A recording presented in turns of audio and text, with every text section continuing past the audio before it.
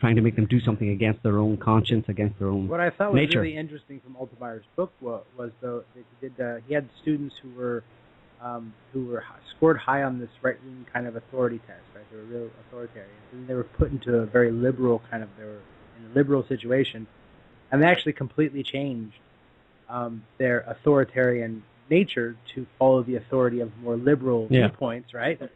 But what he found, which I thought was the most interesting, which is the one thing that I grind on, is the minute they left that environment, they went right back to the other way. Yeah. So sometimes I think that there is in a lot of those people an inner almost, they almost like it more when the authority is a little bit psychopathic.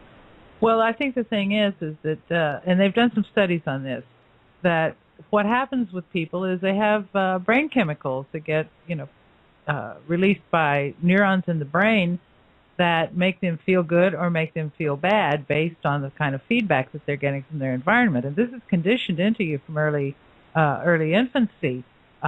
You behave a certain way, and the conditioning can be just a look, or it can be, your parents saying, you don't really mean that, or this is right, or you must do this, or you must do that. So this conditioning goes on, and the child comes to believe, or instinctively believes, that if they do not please the parent will somehow abandon them, will not feed them, will not keep them warm, will not keep them safe, and that they will die. So this goes on in the brain of the child, but it continues throughout life. And then when they get older, the idea of the parent gets transferred. It's transferred to the constituted authorities, because of course the parent is the constituted authority while they're a child.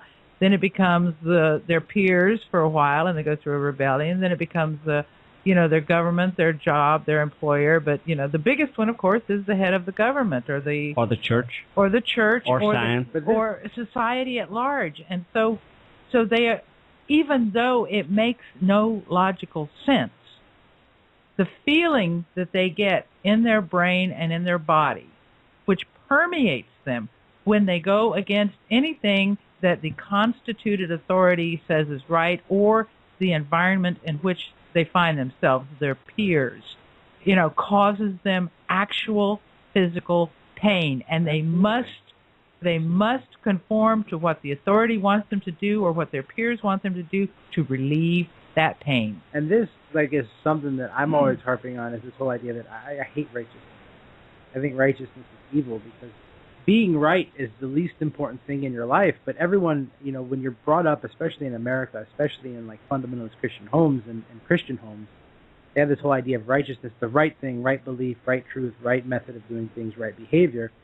And I think that the most important thing in human life is good behavior, not right behavior. Being correct is not necessarily a good thing if that's in contradiction to what is good. Being right is not better than being good to people. Well, it depends on how you define being right. Because, sure. Because being right could be being good. Right, and we know how successful splitting semantic hairs are with authoritarian followers, because they have such an ability to conceive of that abstract concept. I'm just saying that, if you wanted to teach somebody of that ilk, what's more important, if they were raised in an environment that said goodness and empathy and conscience were more important than correct behavior, than just following laws, then they might learn to be good. Then they would be good, and they would be afraid of not being good instead of afraid of not being right. And goodness would become the authority. Because that would require an authority figure to be good outside of themselves. But they would. I mean, ultimately, that's what God's for. Well, exactly. But ultimately, what you're talking about is you're talking about psychological pain. People experiencing kind of psychological pain when they're being asked to disagree with, or ignore the authority figure, what they perceive as an authority figure. That seems like it's something that can't be corrected, can't be changed. Well, let me give. I mean, if they have a fundamental need to obey authority, then it's what it comes down to is what kind of authority is going to be the one that rules over them. The authority could be conceptual; it could be goodness. But these people. But in the presence of authorities like the church, the government. I mean, because those guys are psychopathic. I mean, most of all these pedophile priests and stuff, those psychopathic people. I mean, seriously, in government, that's why they harp on this righteousness, the rightness stuff. And here's an example: righteousness according to God, of course. Righteousness according to God, but just the word right is wrong. in a certain sense when it comes to human behavior, because being right, being correct is not the most important thing. But look at it this way.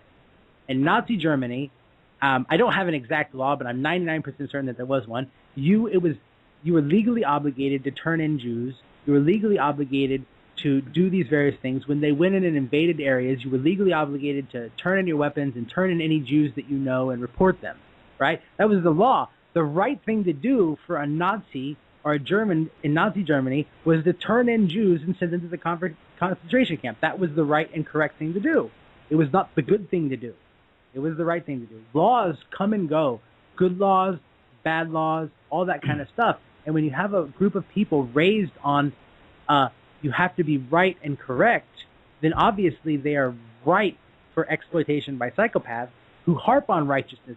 That's their big thing. I mean, whenever you see like all of these people, I mean, these guys are like going to Indochina for sex vacations and hookers and all this different stuff, and yet they have this whole family values and righteousness, and they always try to present themselves as righteous because they know that the people, and they have actively conditioned the people to look at righteousness, being right and correct behavior according to whatever. An authority. An external authority, and that's the problem. If people don't have their own sense of, their own internal authority that tells them what's right and wrong, and it seems to be something that you're born with, because there are people who can go against all of the dictates of authority, even if they're sold as being right and just, etc. People will go against those based on what? It doesn't. Well, there is no other authority telling them to do that. It's their own internal authority that says, "No, I am not going to commit that crime. Do because I know it's wrong." Of what's said to be done in the Bible. Of course, there's lots of contradiction in the Bible, so you can always find a page somewhere in the Bible to back up almost any kind of behavior. But the general spirit of most Christians is that you should be charitable, that you should be kind, loving into your community. You should be forgiving to people. I mean, Bill Hicks always tells this joke where he's in this comedy show in this podunk kind of town, right? Mm-hmm. And so there he is, and he does his little routine about Christians and stuff like that. And he says, after the show, some Christian came up and said, "Hey, Bill, we didn't like what you said about Jesus." And he said, "Why don't you just forgive me?" I mean, that was his response. And because, of course, they don't follow that kind of thing, So even people, they will do contrary to what the Bible itself says when there is some law or behavior or paramoralistic kind of behavior presented to them of a new rightness instead of a new goodness, because goodness is a little bit harder to fake than correctness. It's a little bit harder. It's still hard to fake, but I'm just saying that it's a little bit harder to fake than goodness. Right. I mean, goodness is than rightness. Sorry, I had that in inverse. So that was just basically my argument that I was harping on. I'm sorry. That's good. Thank you, Jason. So Harrison, you were saying just about this Milgram experiment and the Stanford prison experiment. I mean, that has been spun. You were saying that has been spun. Mm-hmm. Essentially, I mean, one of the comments on it that I read was that it has been said that the Milgram experiment and the Stanford prison experiment were frightening in their implications about the danger which lurks in the darker side of human nature.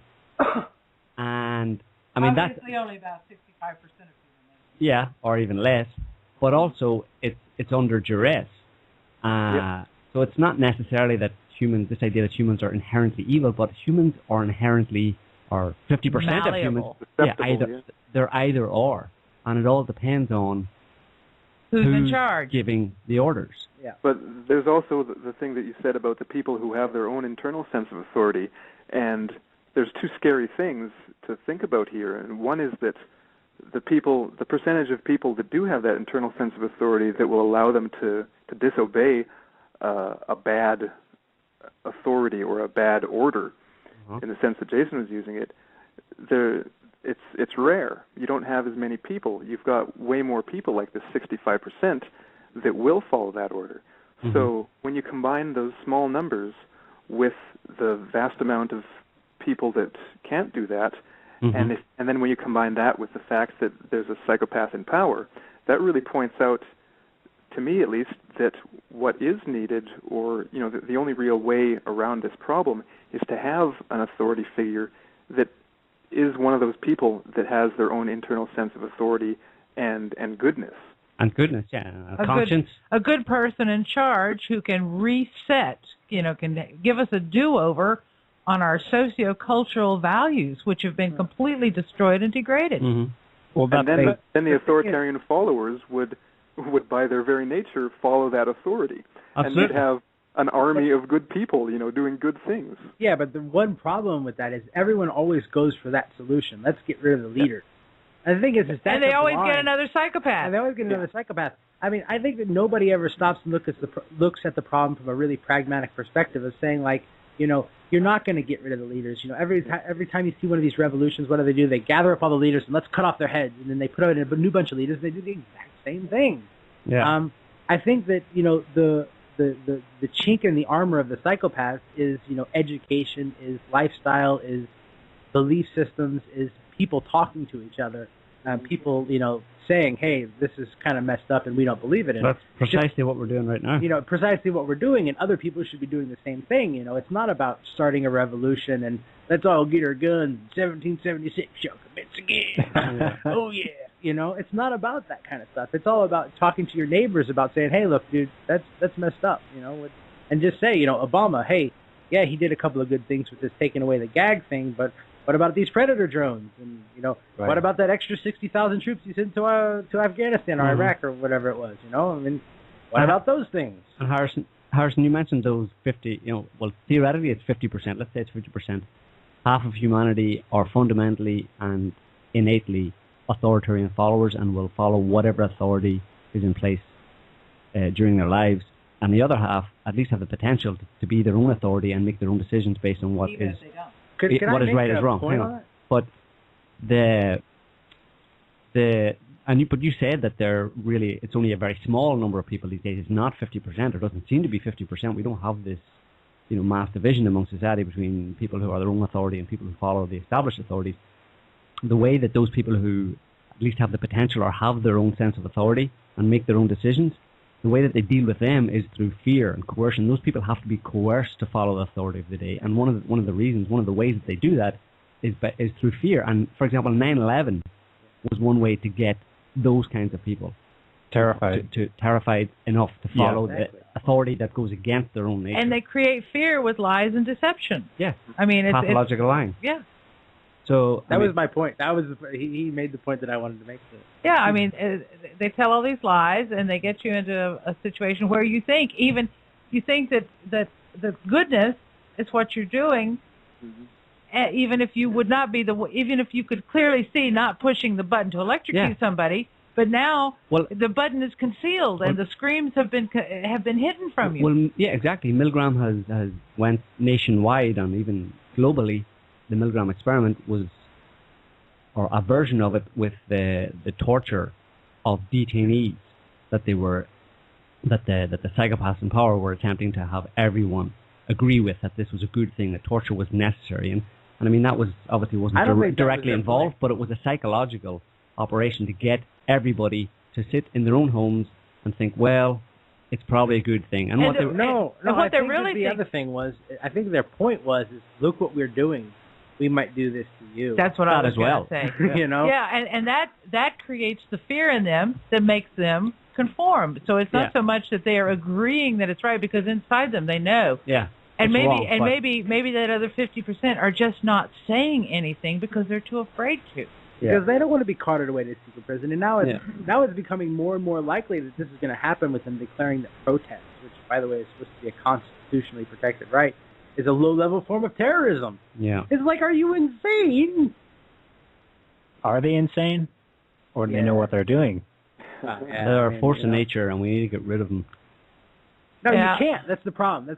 You can't get rid of them. That's we need to change ourselves so that they no longer... We need to change ourselves so they're less effective. Because I just want to say something about that thing here, because the way psychopathy comes into being, when we're talking about, say, genetic psychopathy, it's through genetic recombination, through sexual reproduction, which means that it's not a set of genes. You can't say this gene and that gene and the other gene is the psychopathy gene. It's not that.